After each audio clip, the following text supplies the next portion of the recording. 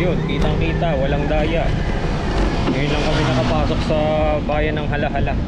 Malilim, sarap ang bike dito. So pababa pa lang kami dun sa siko ng Halahala.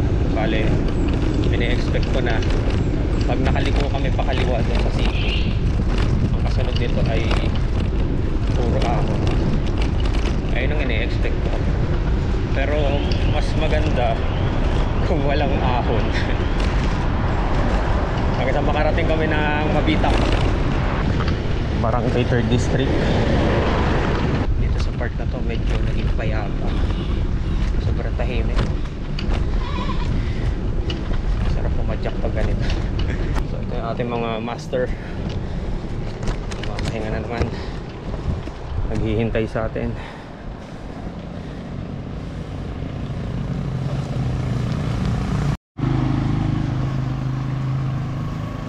Yo, nandito na kami sa Barangay Bayugo.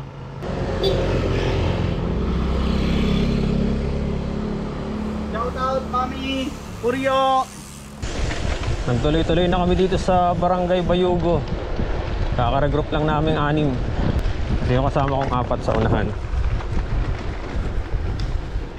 Si Victor nasa dulo na naman sa likod.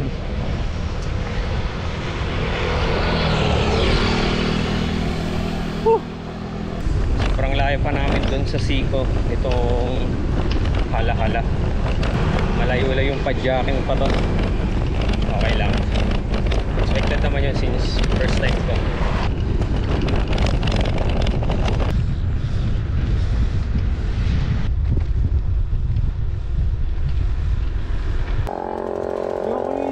So yun,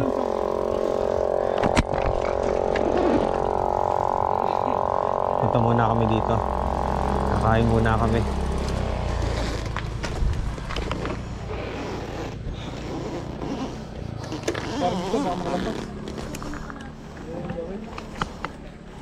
Dati. Ang upuan ko yung katulad pa rin ng dati. Oy, kumain ka na lang.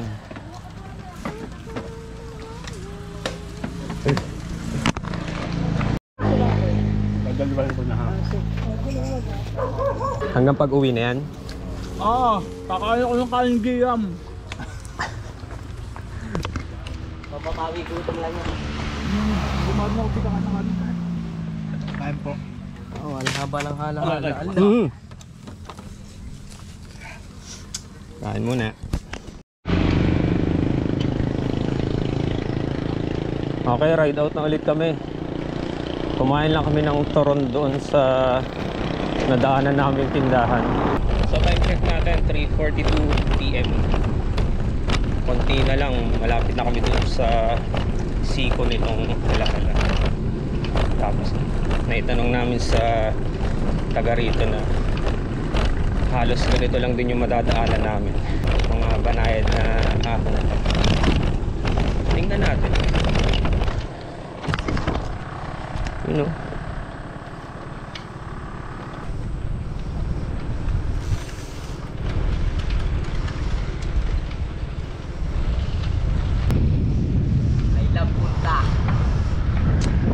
I love punta.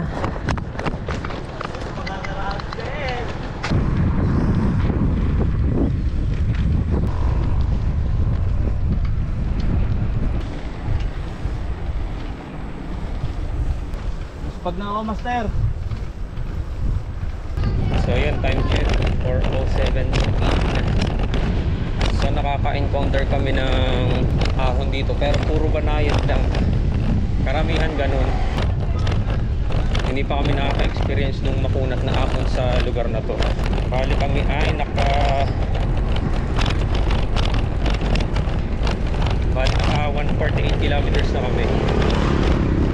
Pataas na kami, naangalahati na kami. Konti na lang ang labas namin ito sa Mabitang.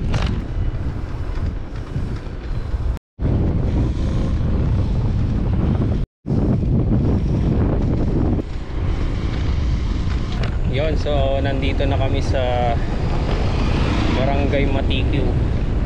Dito pa rin yan sa Halahala. Ganda ng view dito. Puro rice rice field. Nag-check ako sa Google Map. So mula dito hanggang San Pablo, papadyak pa kami ng 70 kilometers hanggang dulo na yun kung saan kami nagsimula. So magtutuloy-tuloy lang kami dito hanggang makalabas kami dito sa bayan na to.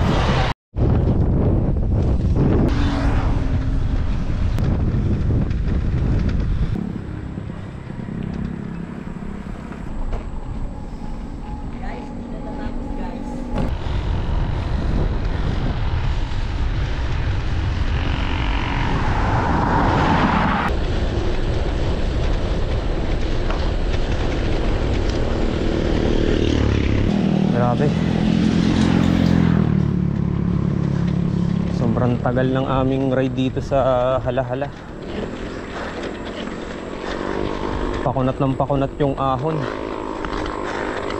Binawi yung mga nilusong namin kanina.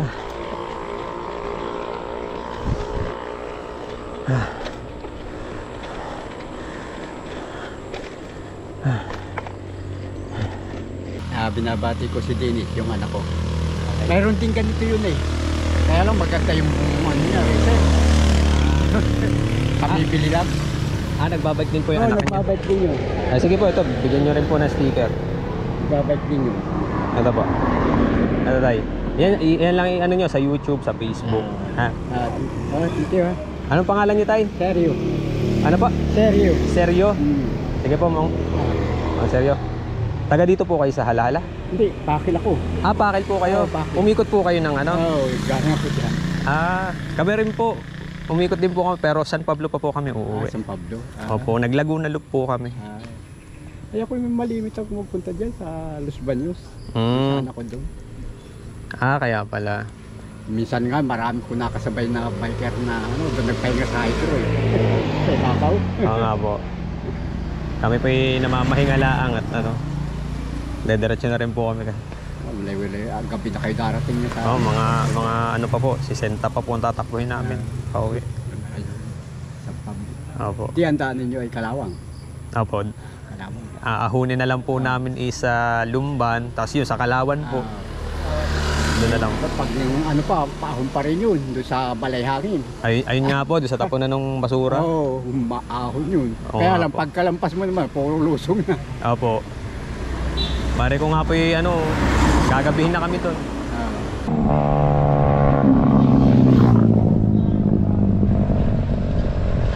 Tay, ingat po.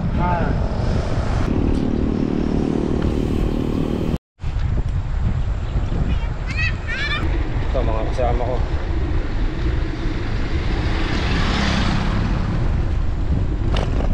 Nagpahuli na ako para wala nang hihintayin.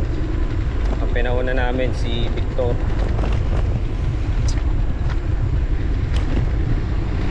Pagdating kasi kami ng paulit-ulit, gagabihin na kami talaga.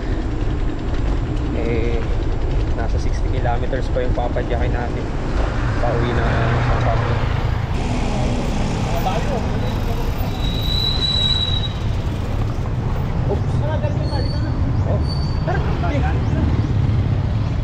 Papagas ba ka kaya?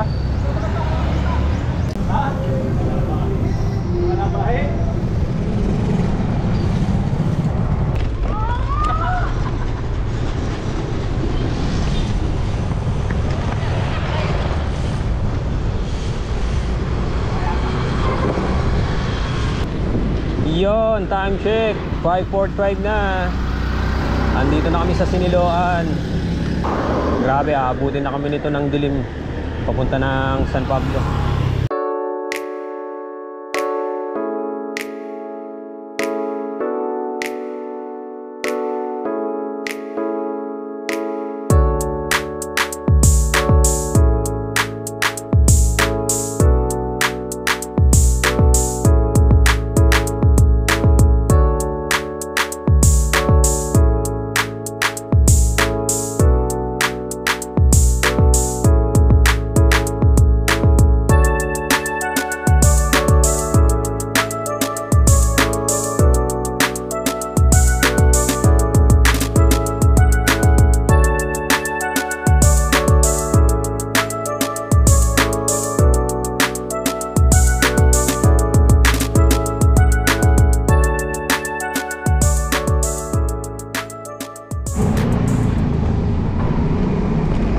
So 5:53 na. Bumalik muna kami dito sa Daddy's Place Resort. Meron kasi ditong kainan only.